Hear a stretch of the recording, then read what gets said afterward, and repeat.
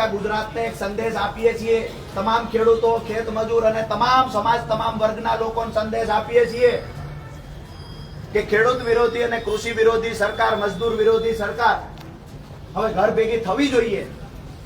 આવનાર સમયમાં આજે ખેડૂતો પીડાય છે, ખેત મજૂરો પીડાય છે, આવતીકાલ એવી હશે કે વેપારીઓ પણ પીડાતા હશે, આવતીકાલ એવી હશે કે મહિલાઓ પણ પીડાતી હશે, આવતીકાલ એવી હશે કે યુવાનો બેરોજગાર બનીને પીડાતા હશે. તો ગુજરાતની જનતાને સંદેશ આપીએ છીએ કે પરિવર્તન માટે સંકલ્પ લઈ લ્યો અને આવનાર સમયમાં ખેડૂત મજદૂરની લડાઈમાં આપ સૌ સહભાગી બનો. અહીંયા આપણે આવેદન પત્ર આપવા જઈએ, હાજર રહેલા પોલીસ કર્મચારીઓને પણ કહીએ કે આપણને સહયોગ કરે. ક્યાંક ને ક્યાંક હું એવું માનું છું એ પણ ખેડૂતના દીકરા છે, એમના બાપ પણ ખેડૂત હશે. જે ખેડૂત નથી, ખાતેદાર નથી માની લીધું, તો એને પેટ ભરવા માટે 3 ટાઈમ અનાજ જે પૂરું પાડે છે એ અહીંયા ઉભેલા લોકો પૂરું પાડે છે. અહીંયાથી આપણે કલેક્ટર સાહેબ મારફતે આજે મુખ્યમંત્રી અને પ્રધાનમંત્રીને આવેદન પત્ર આપીએ છીએ. આપ સૌએ સહયોગ કરવાનો છે. શાંતિથી આપણે અંદર જઈએ, ઓફિસમાં જેટલી જગ્યા છે એટલા લોકો અંદર જઈએ. 2016માં પ્રધાનમંત્રી ફસલ બીમા યોજના આવી, 2020 સુધી આ યોજના ચાલુ રહી.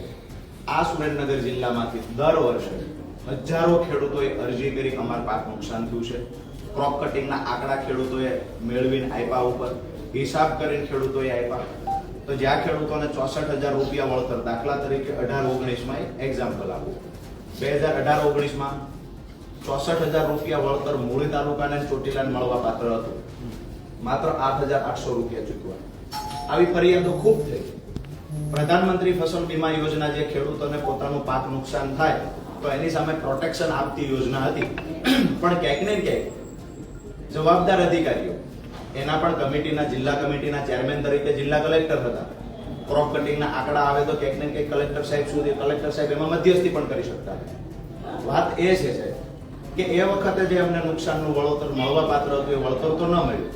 યોજના 20માં બંધ થઈ ગઈ.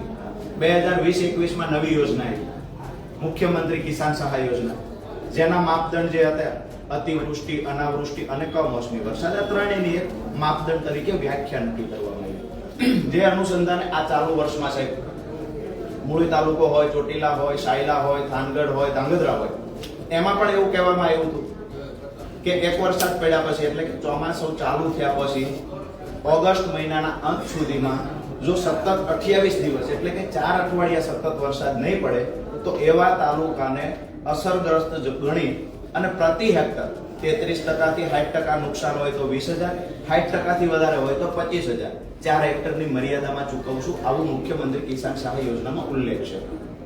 એ જાહેરાત જ્યારે થઈ ત્યારે પણ ગામડે ગામડે નેતાઓએ ફરીને, સરકારે ફરીને ખૂબ જાહેરાતો કરાવી, ખૂબ હોર્ડિંગ્સો લગાવ્યા. આજે હું એ પણ કહેવા આવ્યો છું કે આપણા જ જિલ્લાના 5 તાલુકા એવા છે કે જે આ યોજના અંતર્ગત સમાવેશ થાય છે, પણ આજ દિવસ સુધી એક રૂપિયો વળતર નથી ચૂકવાયું, નથી સર્વે થયું.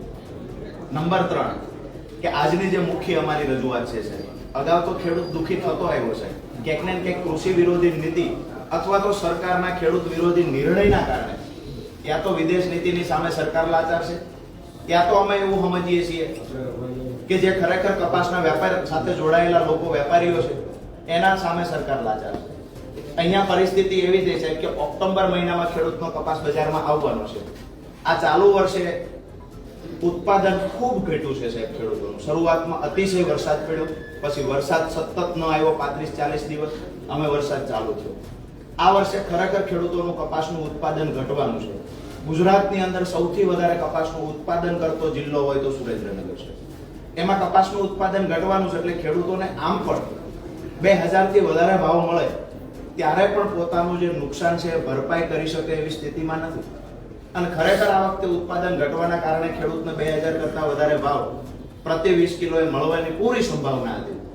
આ સમયે સરકારે એક નિર્ણય લીધો કે ઓક્ટોબરમાં ખેડૂતનો કપાસ બજારમાં આવશે વેચાવા, એ પહેલા સપ્ટેમ્બર મહિનામાં કોઈ પણ બહારથી આયાત કરશે, ખાસ કરીને અમેરિકાથી કોઈ પણ વેપારી આયાત કરે, કપાસના બિઝનેસ સાથે જોડાયેલા લોકો આયાત કરે, તો એ લોકોને ટેક્સ 1 પણ રૂપિયો ચૂકવવો નહીં પડે. મતલબ સપ્ટેમ્બર મહિનામાં જેટલો પણ બહારથી કપાસ આયાત થશે એ 0% ટેક્સથી આયાત થશે.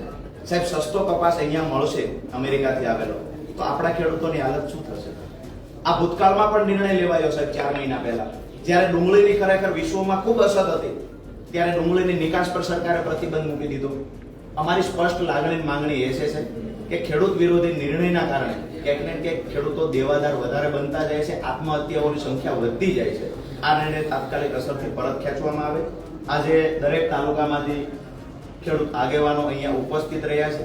આવનાર સમયમાં અમે નથી ઈચ્છતા સાહેબ કે અમારે ખેતી છોડી અને રોડ પર આંદોલનનો રસ્તો અપનાવવો પડે.